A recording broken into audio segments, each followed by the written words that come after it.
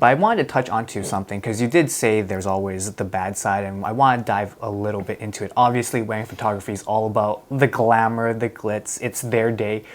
But what about the not so pretty side? What would you like people to know, like, oh, this is not as pretty as it seems?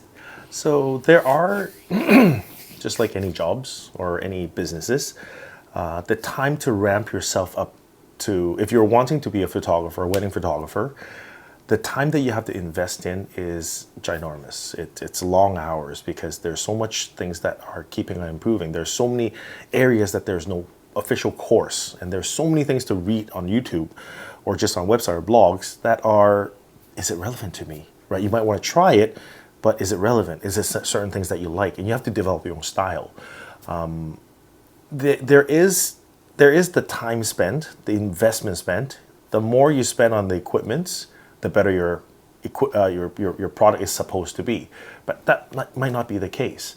How you use it, the scenario, the lighting, because Vancouver is a very tough to shoot place, especially when it comes to weddings. Most of the time, you would have your ceremony in the evening or daytime, or sorry, just times are random. But usually you don't pick the time when you get the best lighting. That's when we have the engagement shoots, right? And then when you go indoor, you need to learn how to use lights as well. Some photographers don't need that either, right? So it's, again, very, very different into different ways. So that's a struggle into learning. The other side is post-production.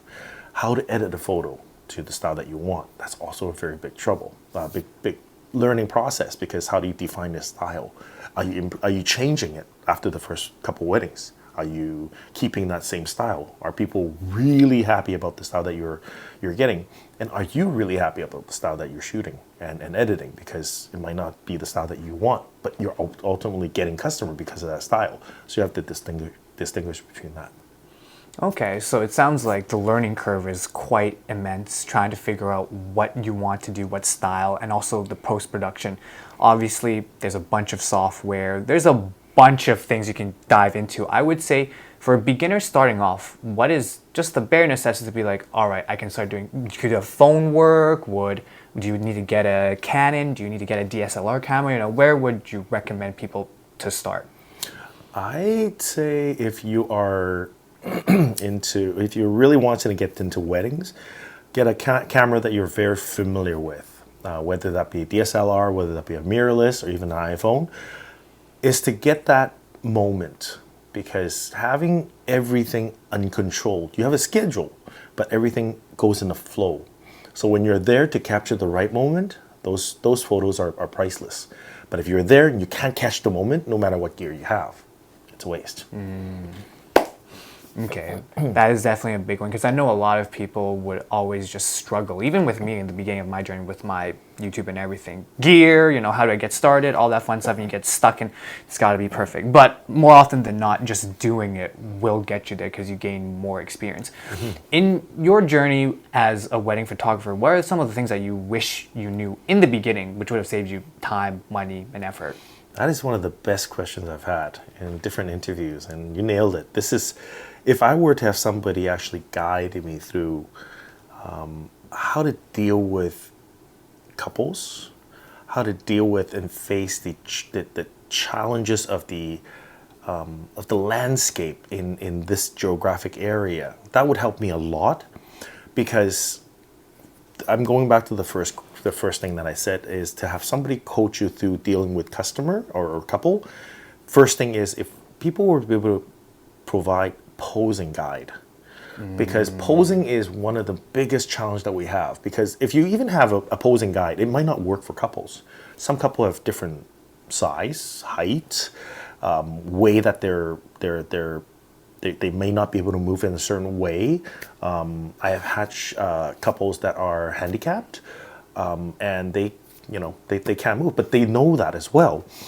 So that's where you have to think of different way to put their photos together so that it looks the best. And also, how do you make a couple feel comfortable, super comfortable with you? Because if they're not comfortable, then it's really tough to capture their smile, if that's what they want. If they want a posy magazine GQ look, then maybe it is something that You have to teach them, or they are already good at it. So we have had some Instagram models that we've worked with, and they are natural. You go on the shot, and they are just ready for you, right? But not everyone is that way, right? So if you wanted to have some candid moments, people are like, oh, Nick, we've seen a lot of photos that people are laughing and they're tearing up, they're chatty, they're happy. How do you do that? And that's where it gets tricky, because half of the time when you see a photo like that, it's fake. For example, I can be a couple with you, and I'd say, John, give me a smile now that we're chatting. A smile, instead of smiling, laugh. So let's do that, all right? So let's laugh. But looking at me, right? So that's picture perfect, right? But it's fake. It's not natural. But if I were to be able to know how to guide that, I get to my product easier. I get to those shots easier. It saves them time, my time. I get more shots. So in the end of the day, is you want a portfolio that resembles what you are comfortable with. If somebody shows you that, I'd be a lot happier, because I have to figure that out the hard way sometimes. The second thing is, I guess, what was the second thing I talked about? Hey, it's John here. If you like this type of content, make sure you like and subscribe. I will put all of Nick's social media handles down in the description down below. And if you want to be part of the show, shoot me an email. Let's see what happens. Anyways, let's get back to the show. I forgot what my second thing is. Time, money, effort. I think somebody mentored me through Poses. poses, yeah. Poses is. Poses. Poses is a very big thing. Working with a couple. Yeah, Expectations. Yeah, expectations? No, you kind of build that with the customer, because they kind of know what you're delivering. Technical, I'm lucky because I have an IT background, so hardware-wise, I know what to get. How to put the storage together, how to run our hard drives, how to run our backup, and how many equipments do we need to bring, how many cameras do we need to bring, making sure we don't lose any data, or as best as we can. I guess this industry is the best if somebody were to lead you and really give you their 100% and show you all the ropes into how to run it. But a lot of times you don't. All right, it's hard to actually learn everything. You have the shooting side, and you have the business side. How do you run a business successfully? That's a very open-ended question, right? But let's say if you're talking about just how to shoot well, that's already a deep well that you can immerse in it for years and years and find your own style. Have you seen people where technically, from a wedding photography skill, they're not the best, but on the business side of things, they're phenomenal? Do you see a lot of that industry or not really? Really? There are a lot of photographers who are, in my standard, not as creative. Again, it might not be what they're looking for. It ultimately comes down to what client they're looking for, right? They might have thousands of customers a year, and they have so many photographers that shoots for them because it comes to the system. And they make good money because of that, but that's their goal. Right? For boutique photographers like us, we have maybe myself, another photographer, maybe a third photographer. We are lucky, and we go shoot the way that we love, right? And it's very customized. It's not formulated.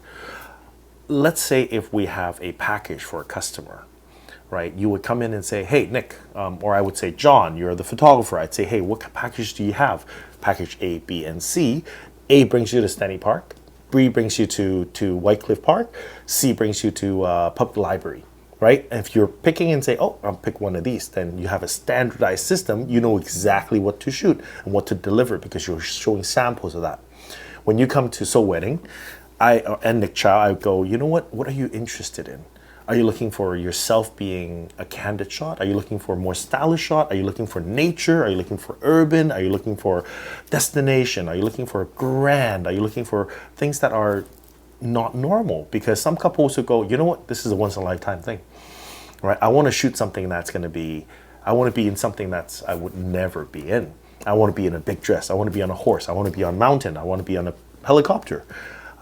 So they have that imagination. We try to cater to that as much as possible, and that's what the boutique studios are for, right? If you would like to package A, B, and C, different customers, right? And so all the photos that you see on our website essentially are very different between every couple, right? Because from location to outfit, to style to how we shoot them is all different.